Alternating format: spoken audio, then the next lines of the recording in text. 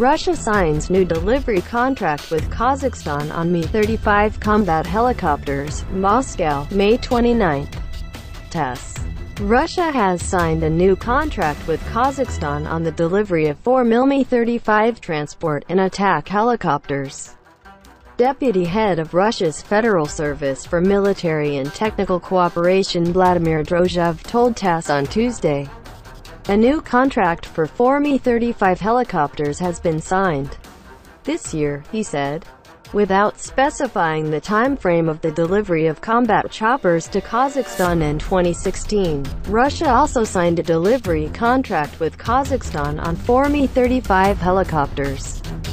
The gunships are expected to be delivered this year. Overall, Kazakhstan is to get 8 Mi-35 helicopters from Russia, according to the latest data.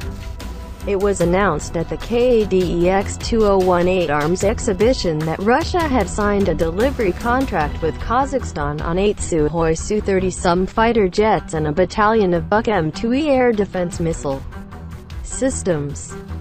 Mi-35M transport and attack helicopters are designed to destroy the armor and provide fire support for land troops, transport personnel, cargoes and perform other missions.